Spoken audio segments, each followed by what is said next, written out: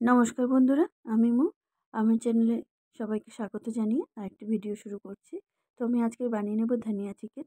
এখানে আমি ধনিয়া আর কাঁচা লঙ্কা বেটে নিয়েছি, আর এখানে নিয়ে নিয়েছি 500 গ্রাম বোনলেস চিকেন।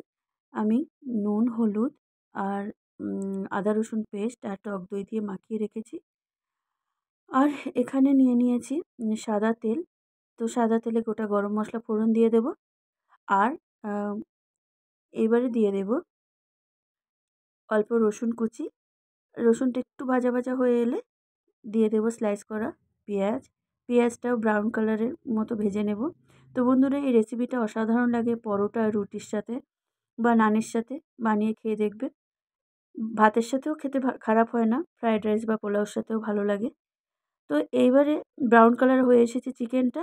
এইবার পেঁয়াজটা, এইবারে আমি চিকেনটা দিয়ে দিয়েছি।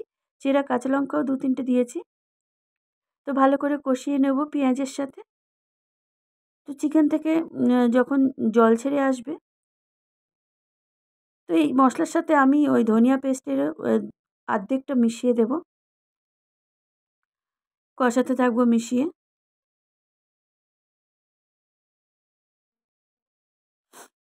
আর অর্ধেকটা পেস্ট রেখে দেব। পরে যখন চিকেনের জলটা মরে যাবে তখন দিয়ে দেব।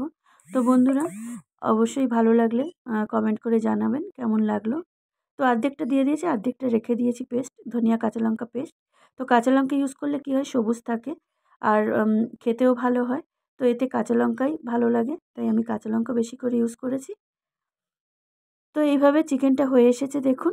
বাকি অর্ধেকটা দিয়ে দিয়েছি, চিকেনটা অলমোস্ট রেডি।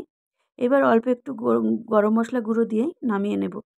তো আশা করি আপনাদের ভালো লাগবে। তো আবার অন্য কোনো ভিডিও নিয়ে ফিরে আসবো। ভালো থাকবেন, সুস্থ থাকবেন। লাইক লাইক সাবস্ক্রাইব করবেন প্লিজ।